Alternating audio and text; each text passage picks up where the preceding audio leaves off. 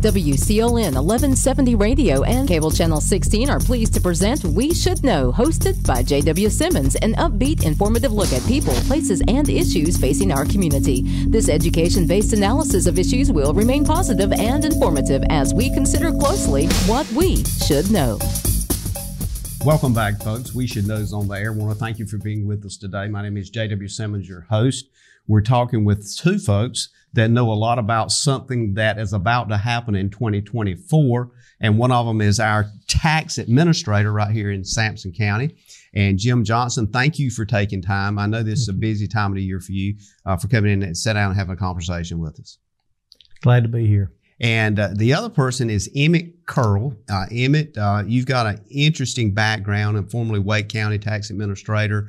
Also, you're now working with Pearson, and this is an appraisal company that's like statewide. You guys work statewide, assisting with reappraisal processes throughout the state. That's correct, and thank you very much for having me. Again, I want to make sure I get this right, as Wake County Tax Administrator, you were there for 30, 35 years. I was in the office for that long, 20 in the position that Jim holds today. So we've got, I want to open conversation today. We've got a lot to talk about, a short time to get a lot of stuff in. But the idea of reappraisal or reevaluation, help us understand, and I'll start with you, Jim, kind of from the position you're in.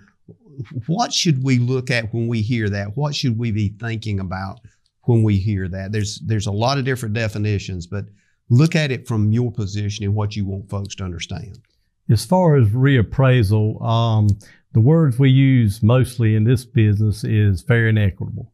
And the statutes of North Carolina require all counties to reappraise all real property at least once every 8 years. Mm-hmm. And the idea behind that is to create a fair and equitable tax base for everybody, to make sure the tax burden is spread, the way it should be spread around to all citizens.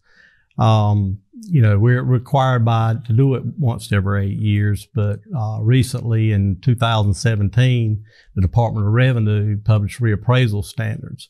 And at that point in time, they said, how can we do things better and make things more fair and equitable?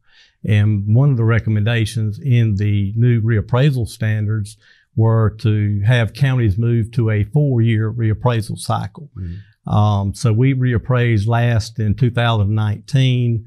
Following the recommendation from the state, the board adopted a resolution to move our cycle up to 2024 and move to a 4-year cycle thereafter. It's interesting when I listen to that, Emmett, the idea of this is not just a singular kind of decision. There's multiple things involved when we're thinking about reappraisal, because Jim just explained the idea that the state was engaged in it, counties engaged in it. Is this system that we've got, when you look back at your career, and it's obviously long and in depth, is this the best system available now for us to appraise property and generate revenue? It is, with the analytics that are available to us today and computerization.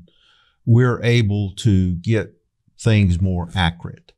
And what I mean by more accurate is it's like all of us went out to lunch and we need to split the checkup. Some of us had a salad, some of us had a lobster, some of us had steak. So we need to split that up, and property taxes is the same way. Some of us have property that is not that valuable. Some of us have very valuable property. In order to make that more efficient and more fair, the more accurate you can get those values to what something is worth, the more fair the system is. And that's what we strive for, is fairness in this system. And it's been a long time that property taxes has been in place, and property tax, they have learned that citizens will accept it if it's a fair system. And that's why going to a shorter cycle makes it a fairer system, because you get those numbers more accurate based on what something is worth. Let's talk about that idea of fair and equitable. We hear it a lot today in our society. When we look at property values, and as you mentioned, Jim, 2019 was the last time we kind of went through this process.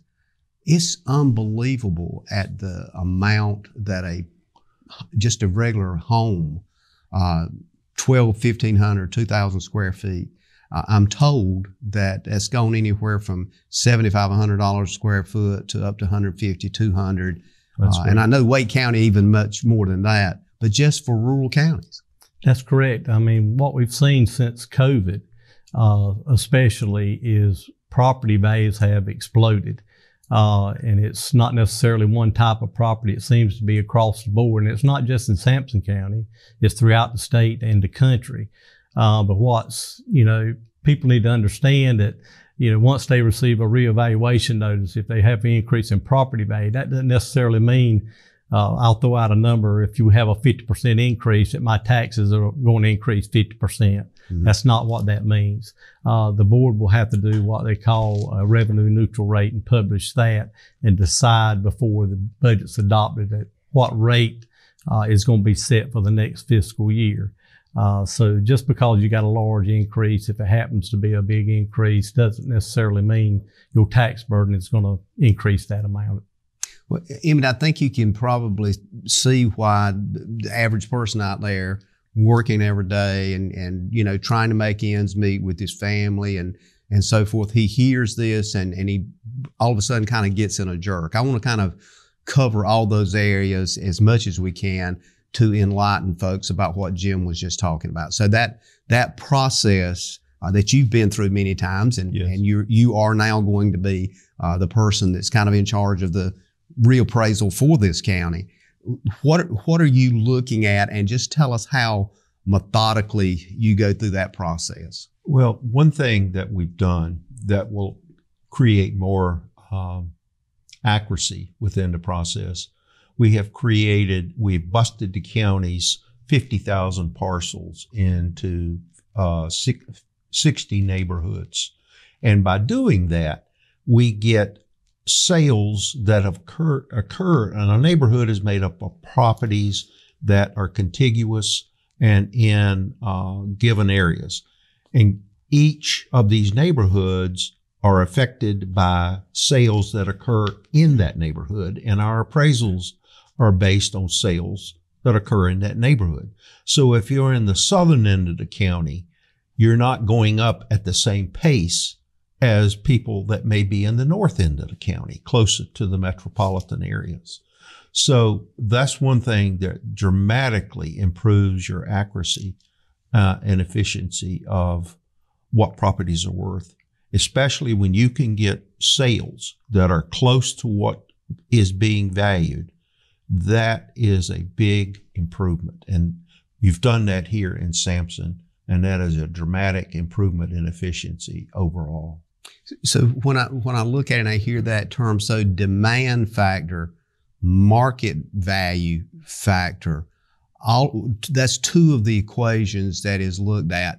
How methodical and how, time consuming is it to look at all of those different areas you just described and come up with something that has a rational, how should I put this, empirical kind of background to it, that it's not just, well, I think that one looks so-and-so and I think this one looks so-and-so. How do you actually put that together? Every neighborhood has models built that will value just the properties in that neighborhood, so that if a 1,250 square foot house is selling for $175 a square foot and it's 2 years old, pretty much all the properties in just that group of parcels is going to be valued based on the sales that occurred in that neighborhood. So you won't take that 175 and go to another neighborhood, because another neighborhood, it may be 150 because of market conditions and demand in that area for property. So that is the driving force, is the sales that occur. And there's a lot of sales available. Mm-hmm. You can go simply to Google, mm-hmm. and you can just go to Zillow, and you can see what properties, actual sales of properties in the vicinity of your home. And I encourage people to do that. The county has a very good website, and you can look at the characteristics that make up your property. And square footage is a very big driving factor of what your property is going to be worth, and the kind of construction that the property is worth. In this particular reappraisal, properties that are selling on the low end of the spectrum, which doesn't sound low, is in the 250 to the 500,000 price range, have actually gone up faster than properties in the 800 to 1.2 million thing, simply because there was more demand in that lower end price point to drive those numbers up faster than the other price point. You don't have as many people available to afford that higher price point as you do in the lower price point. And people in the lower price point were looking simply for a place to live. And it's driving those numbers very dramatically over not just here, but the entire state. We do work in North Carolina and Virginia, and we're seeing the same thing across all those areas, some more dramatic than others. This one was not nearly as dramatic as, for example, your neighbor 50 miles up the road, Wake County. Those numbers are dramatic, and they're having to do a reappraisal at the same time you are here. We're going to take a break. When we come back, I want to talk a bit about that demand factor thing that's there. Okay. And you kind of alluded to that, but it's really a big deal when you think about comparables with Wake County or even coastal property. I mean, you would think that that's literally gold, and you're talking $300, $400, $500 a square foot. And I look back and I'm thinking, how did this happen? And why didn't I buy some of those like 20, 30 years ago? We would be a lot better off. We'll be back in a moment though. Ladies and gentlemen, stay tuned. We're talking about reappraisal right here in Sampson County with two people that know something about it, that do it on a daily basis. We'll be back. Eastern North Carolina is a beautiful place where we gladly choose to call home, and we strive to provide the best communications services. STAR is committed to improving communications to all our service areas because we want to improve the communities where we not only work, but also live. STAR Communications. We are neighbors serving neighbors. Just because something may work doesn't mean it's right for your business. Let STAR Communications' knowledgeable consultants help you customize a hosted voice system that's right for you. Our dedicated experts work with you to understand your business needs and guide you at every step, from choosing and installing services to ongoing maintenance and support. Contact STAR today.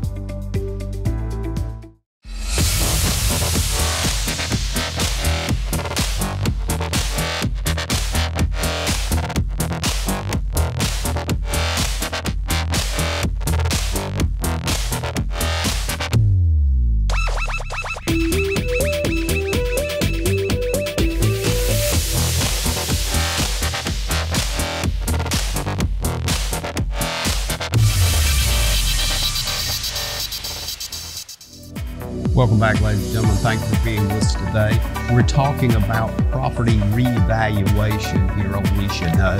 And if you would like, you can call a friend. Of course, we're aired on Star Communications TV Channel 16, also simulcast on WCLN Radio. And we're talking with Emmett Curl, who is a project manager for Pearson's Appraisal, also a former Wake County Tax Administrator. And this is about the 2024 tax reappraisal in Sampson County. Jim Johnson, tax administrator here in Sampson County. You kind of helped put this conversation together today, and I appreciate that. We talked a bit about some of the intricacies involved in preparing and doing what you do, Emmett. You'll be doing that in Sampson County. But as we went to break, we kind of got into that area of demand factor. That's right.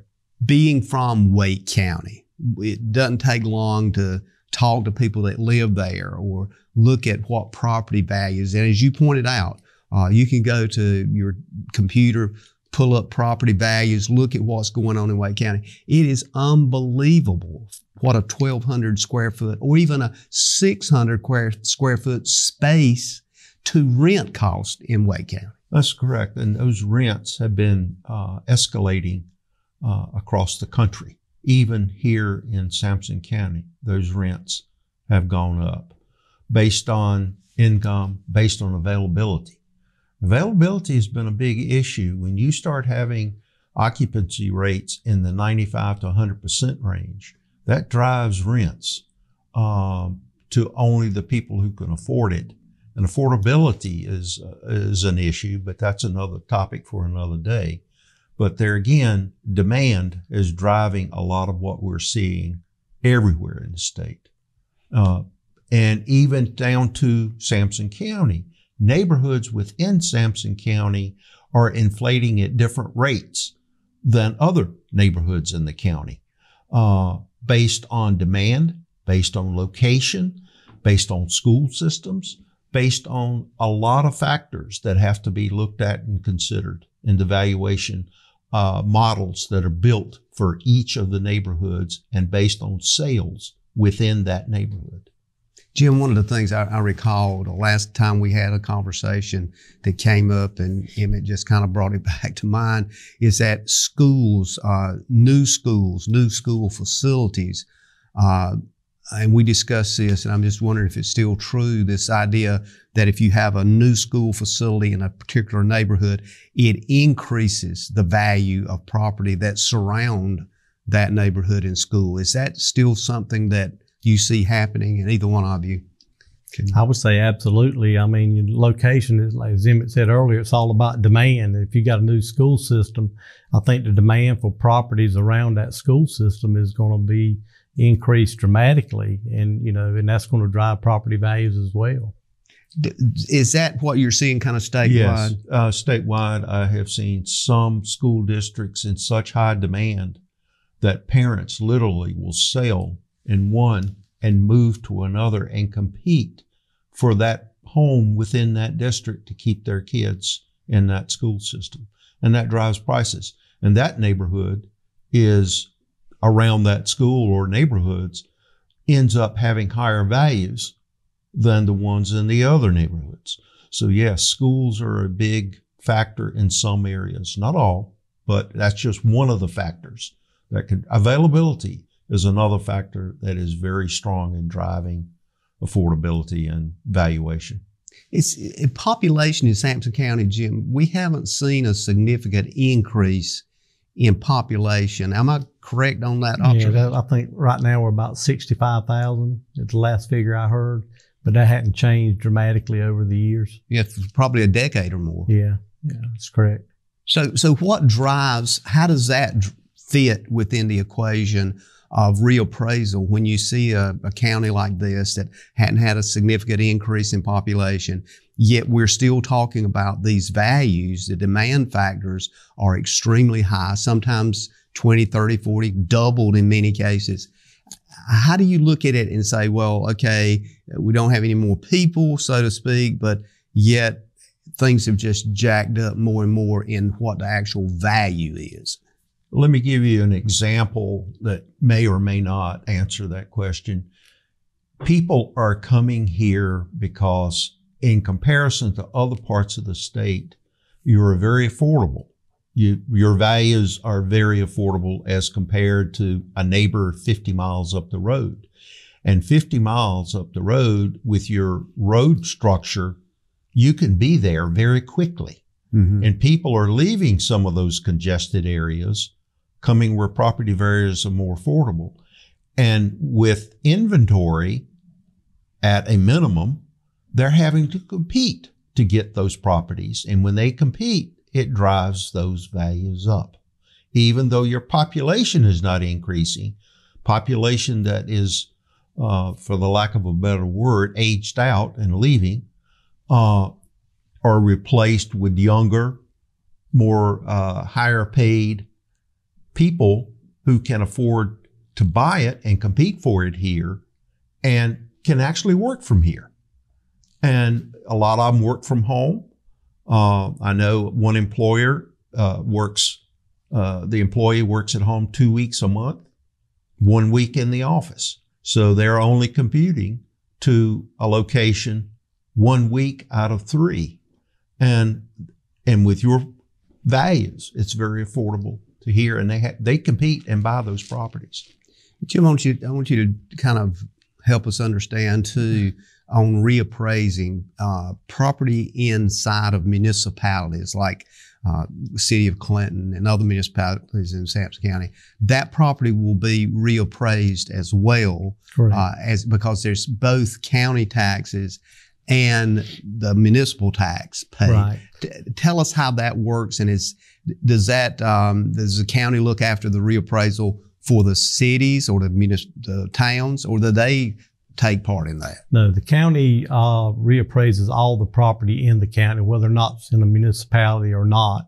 And then obviously, whoever lives inside a municipality is going to pay an additional, city tax for that municipality. But the county is responsible for appraising all the property in the county, regardless if it's in the city or not.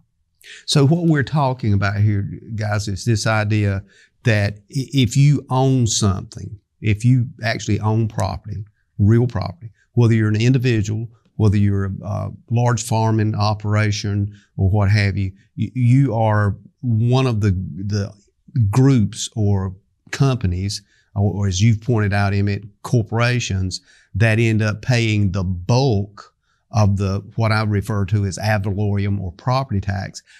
Is it pretty much throughout the state that you see this? For example, I've been told Sampson, around 400, particularly corporations or property owners, carry the weight of the taxes, as you talked about in your example.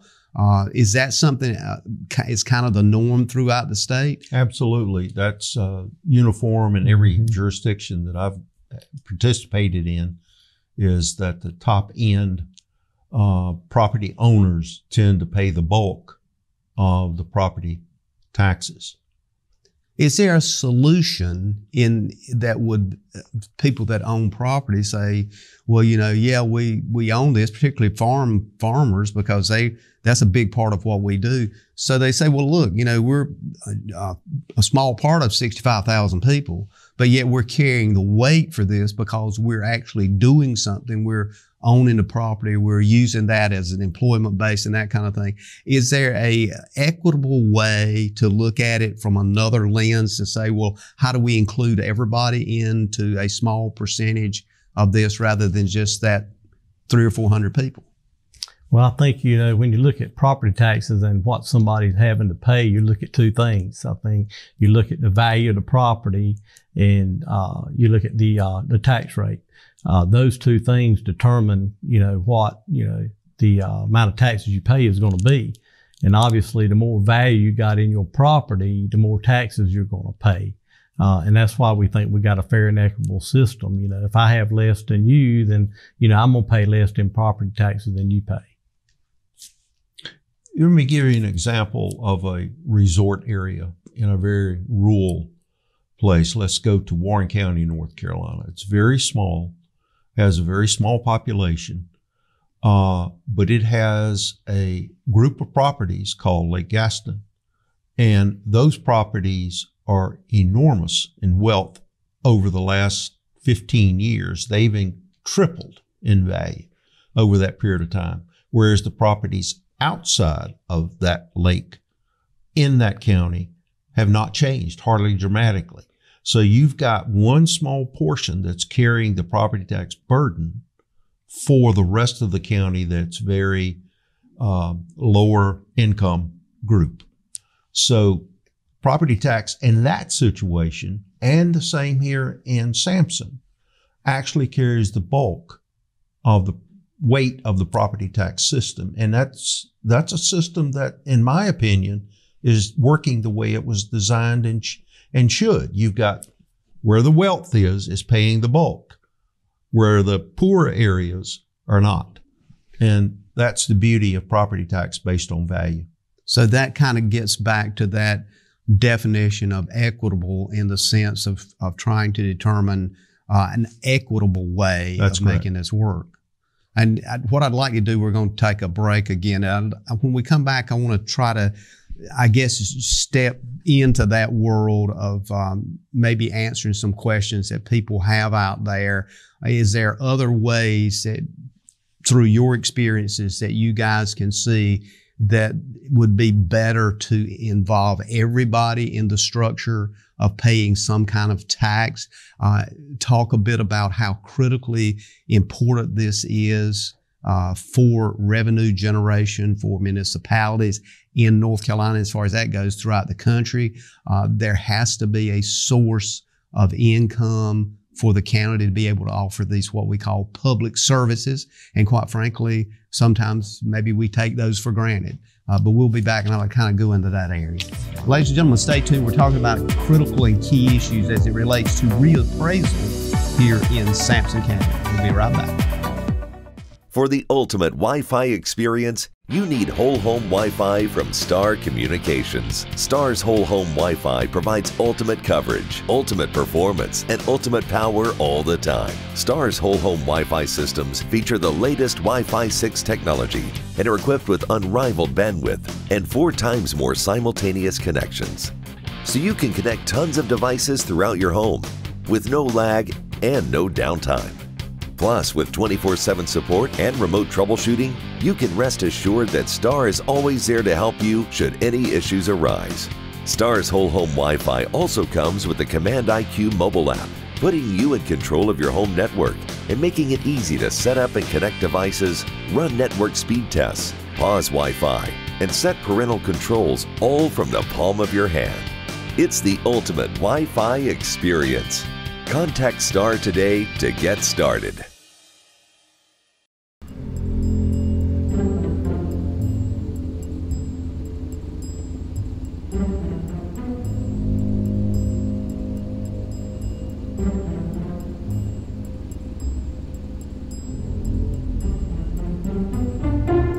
Let's get out of here.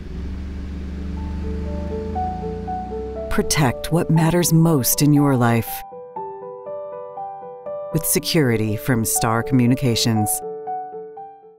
105.7. 105.7. Tuning into Christian 105.7 is tuning in to a space of hope, encouragement, answers, and love. With the magic of radio or the convenience of the internet, Christian 105.7 is focused on sharing the universal truth and light of Christ with a local touch that creates that special feeling of community. More than just another broadcast station, we're your neighbors. Christian 105.7. What faith sounds like. Welcome back, folks. J.W. Simmons here. The name of the show is We Should Know. We're talking about reappraisals here in the area today, and we're talking with two folks that you know, Jim Johnson, who is the tax administrator for Sampson County. Jim, again, thank you for being with us. And we're talking also with Emmett Curl, who is a project manager for Pearson's Appraisal. Experience 20, 30 years in administration position in Wake County, understand the market. We're talking particularly today about what to expect with reappraisal. About the realistic reality, and I think we all kind of have to know that, is if you own, whether you own a single wide mobile home in a rural area or whether you own a 5,000-10,000 square foot mansion, everything has gone up exponentially, Jim, as you pointed out, since COVID and since 2019.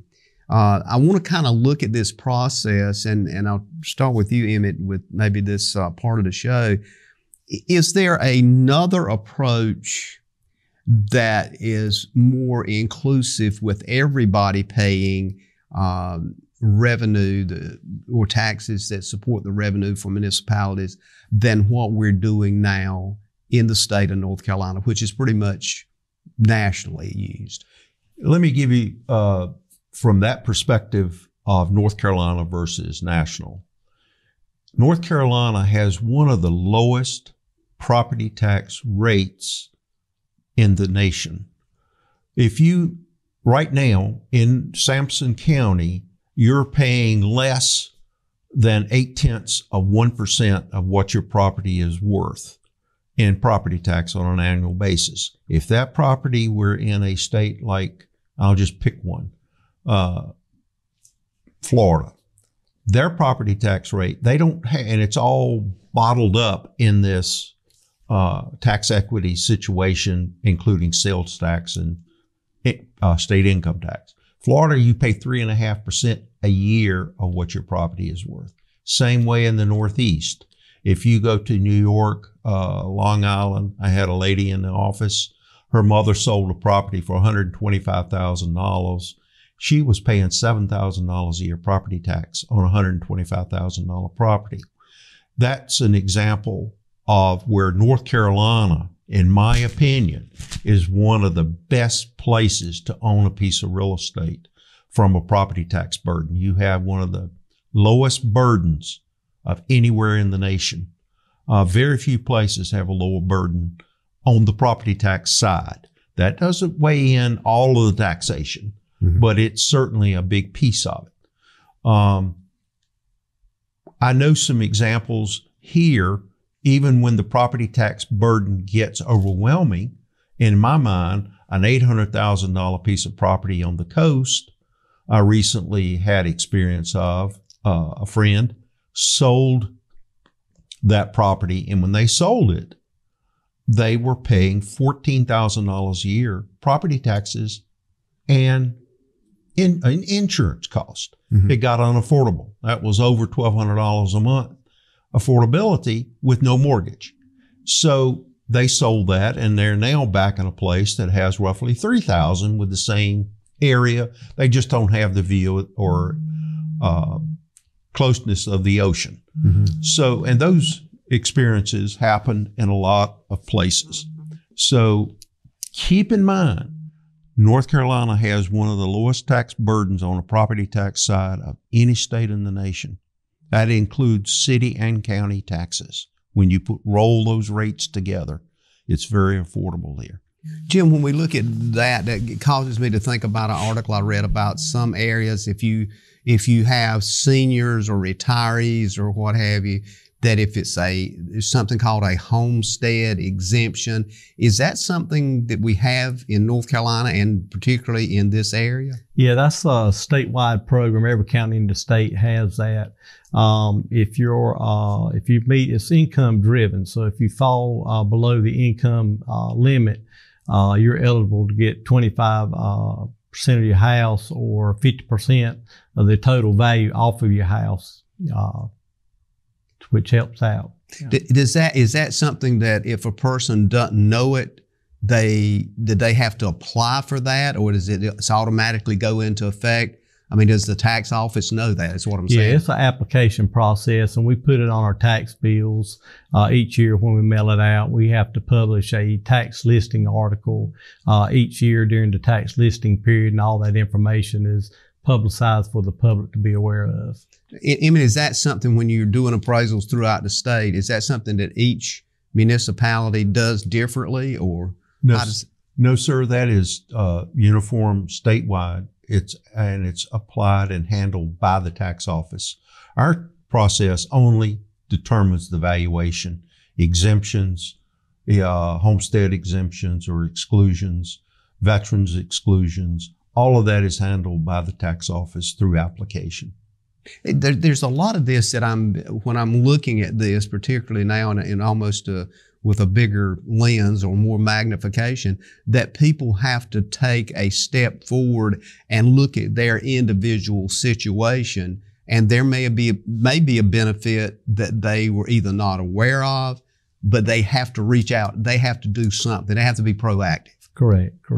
I mean, we have all the information on the website, and we use social media to make announcements such as that. And we are required by law to run the ad in the paper each year to put those programs out there to make sure that the public is aware of them.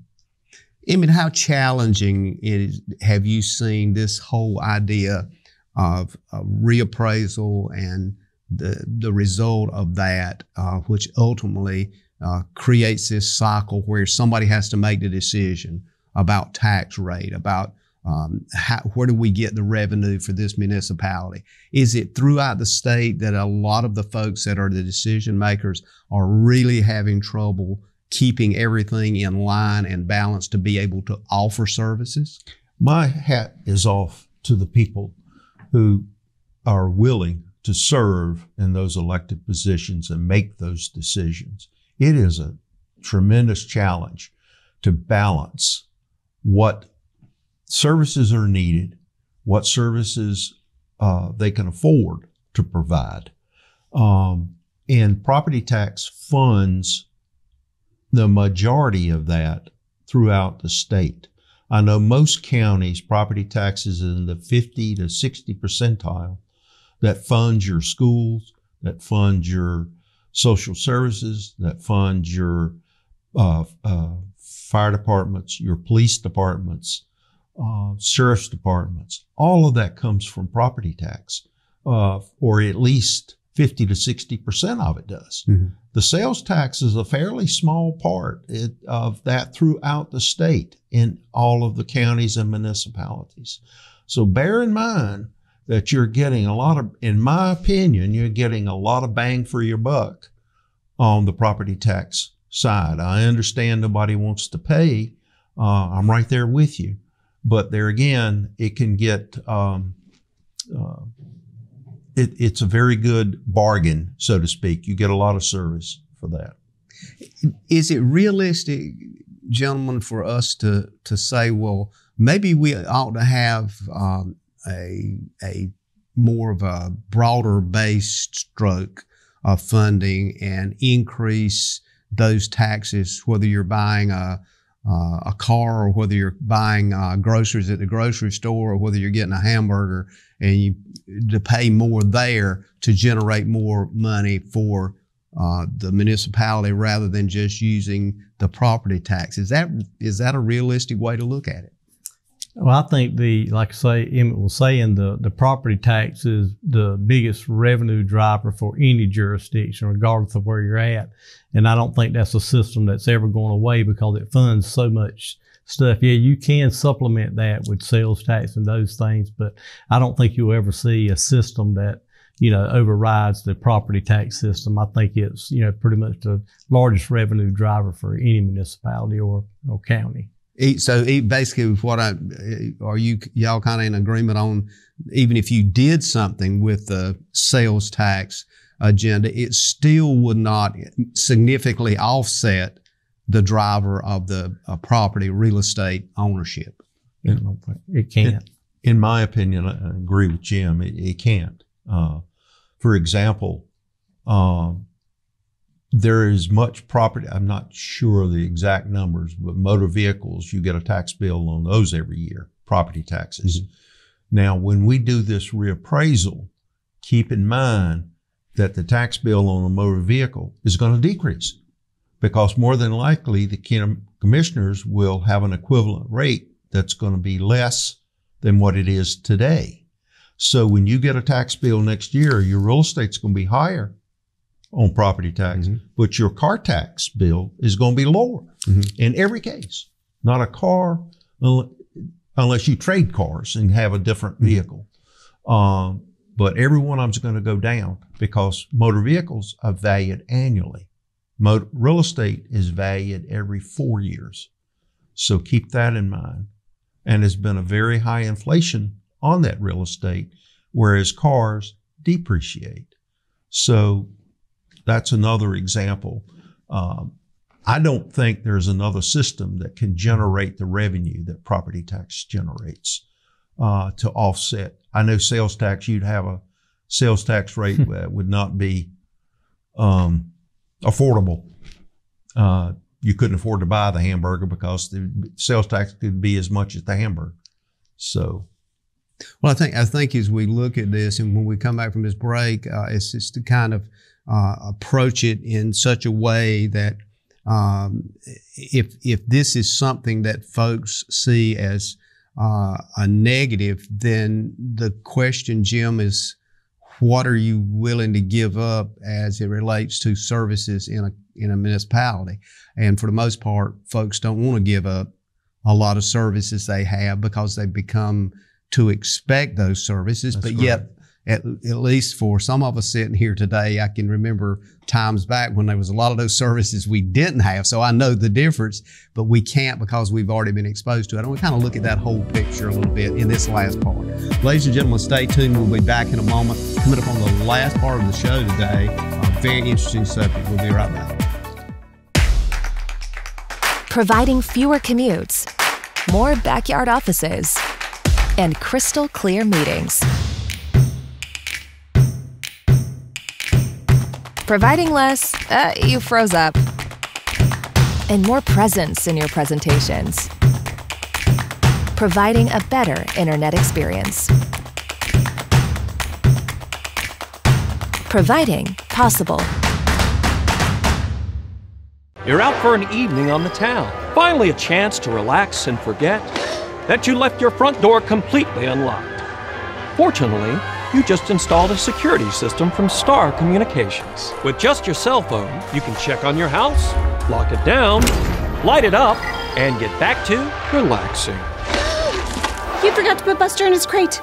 Unfortunately, we can't help with that. Security and automation from Star Communications. Call today to find out more. Honey, do we pay our bill? What bill? The Star Communications bill. No worries, honey. With Star's paperless billing and automatic draft system, I get a notification sent right to my phone. There's no need to be bothered with those paper statements, and our bill is paid on time every month. Well, that's easy and convenient. It sure is, honey. Honey? Yes, dear. The bake. Oh, right.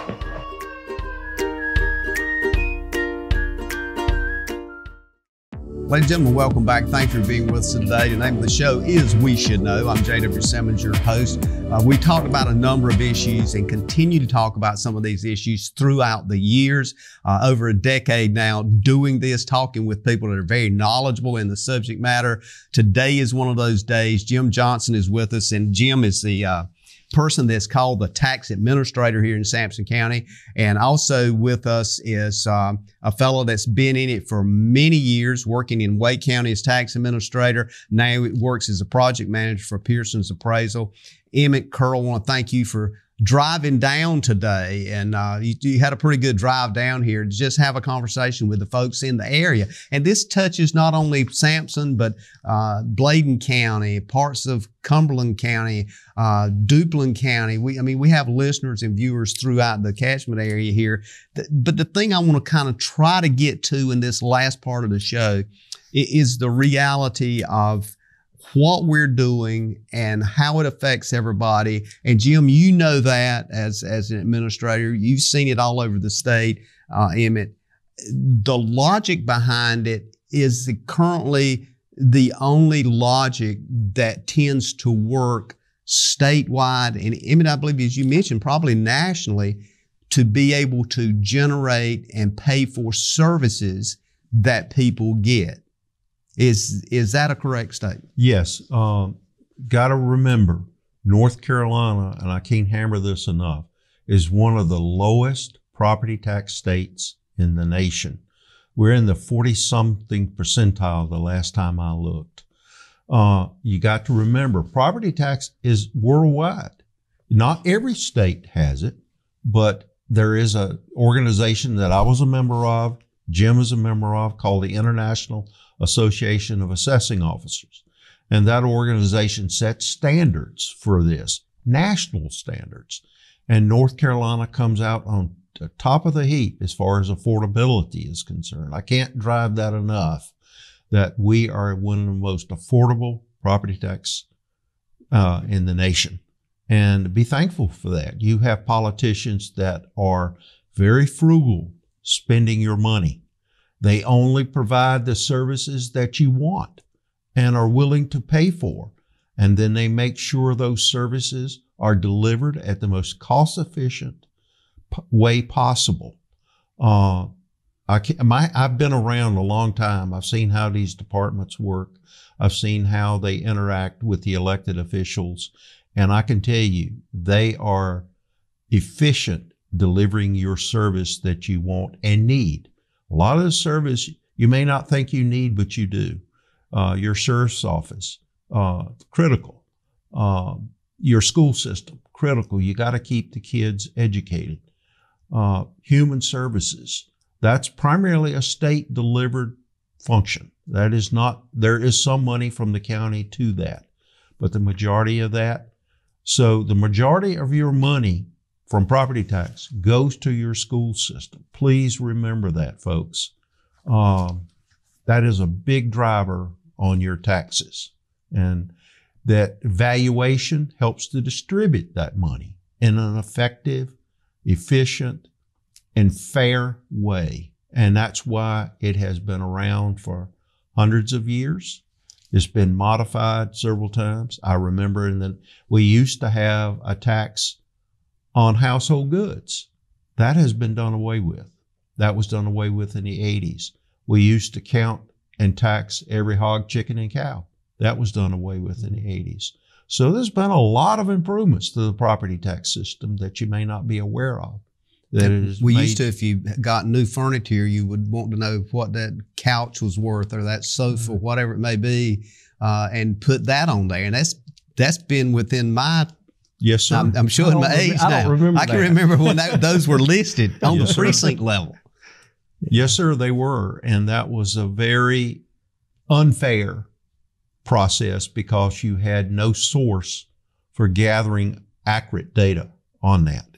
And most citizens didn't supply that data as accurate as was needed. That's why it was done away with. The citizen says it's not fair, and their elected officials listened and corrected it. So if you think there's not something fair about this system, don't just make noise. Tell us what's not fair and help us come up with a solution. And your politicians will help implement that. I've seen a lot of change in this industry since 1970, and it's been for the good.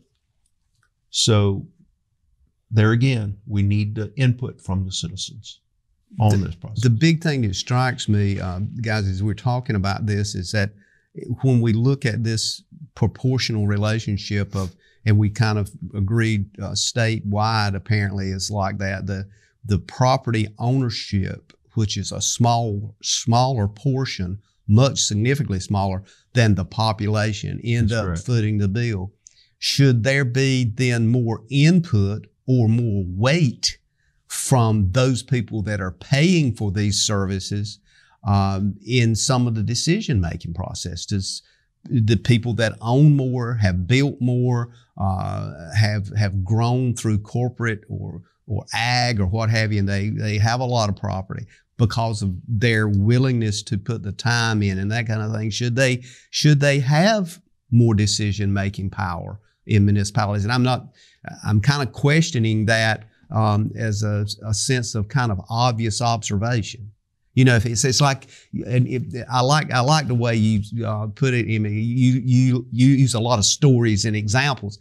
And it's like if you check into a hotel and you're going, I'll use my example, and you're going to say, well, look, I want a suite and I want a larger room and I want something I can look over the city or what have you. It's going to cost you another $500. Well, you pay for that. Well, you expect amenities from that. But is that even part of the discussion? Is it realistic for a democracy to talk about it from that way? Or have I just broken something here? Well, let me give you my 2 cents on that. I don't own any real estate. Does that mean I don't have a voice? All right, let me give you an example. I don't own any real estate, but I pay $2,000 a month rent. If you don't think my landlord is not taking part of my $2,000 that I pay every month to pay the tax bill on that complex, you're mistaken. So keep that in mind. Even those people who own the majority of the real estate, should they have input? Well, our democracy says everybody's got input because everybody who may not directly own is subsidizing or paying for service to their landlords, to their property owners where they stay and they use. So I think everybody in our democracy, whether you own it, whatever, should have equal input into it because it's going to determine everything. It's interesting because there's two words that just keeps coming forward in our conversation, and that's the idea of ownership, and the other one is basically it comes down to capitalism, and it comes down to democracy, which is two words that kind of express what you're talking about and what we're doing, and the level, that playing field. When you go out and look at these properties back in 2019, are we looking now where there's going to be somebody that comes out there this time around to look at the property? Is this going to be done through analytics? How is it going to be approached? How are you going to look at these properties? What should people expect? This is more of a desktop reappraisal. We visited properties in 2019, trying to get in line with what revenue wanted us to do. Moving up to 24, we felt like that we could, at this point in time, do a desktop reappraisal and maybe come back in 2028 with another field review. So the contract that we signed with Pearson's for this particular reappraisal is a desktop reappraisal using the tools available and more analytical than anything else. One of the things I'm going to switch to you on that is that now the county has access to, or everybody has access to property records, pay taxes online. Online is everywhere. GIS, even the county is revamping its GIS. Emmett, it gives people more opportunity to look at some of the things you've talked about online, not even leave their house. That's correct. Yeah. And I encourage everybody to get familiar with what their property is worth. And you've got a lot of tool set. You can do it on your telephone. Mm-hmm. You can go to Google. You can go to any of the web browsers, and you can get to things that will tell you a lot of information. And if you want to talk about your value, the best thing you can do is come armed with information. Mm-hmm. Do not come say it went up 100%. It went up 10%. We're not going to respond to that. That's right. We're going to respond to what is information that shows something is wrong. Mm-hmm. So the more you can arm yourself, the better off you're going to be. Yeah. Just keep in mind that this data is there. We don't have, we just want the most accurate value we can get. So this process coming up, it will give you a chance to have input into that process. And I encourage everybody to take advantage of that if you think something is wrong. Absolutely. Yeah. And Jim, that's a good point. They've got you got a system in place if somebody wants to object to what an appraisal is, but they've got a certain period of time to do it. And so instead of complaining about it, go down there and sit down and as you said, don't just waste time. Make sure you got the facts laid out. That's correct. Yeah. Bottom line is, just like the taxpayer, we want it right as well. 50,000 parcels, are we going to hit them all right the first time? Probably not. But there is an appeal process, and as Emmett said, we encourage people to use it. Look at your data, look at your record card, make sure information is correct. Once notices are mailed out, it'll have all the appeal information on there. If they don't like the first level appeal, there's 3 or 4 different levels that'll take them right on up to the state level. So they've got options, and we encourage them to look at that information. I want to thank both of you for being with us today. We've come to closers here, so I've got to go. But this is a subject we could talk about for years. Maybe we need to come back and do a semester course. I don't know. Thank you for being with us. Ladies and gentlemen, thank you for being here, and look forward to seeing you again next time, and may God bless. Thank you for tuning in to this week's episode of We Should Know with host J.W. Simmons. If you have a question, comment, or suggestion regarding this or any episode, please send your emails to weshouldknowedu@gmail.com. And remember to tune in every Tuesday at 2:30 for another informative episode of We Should Know.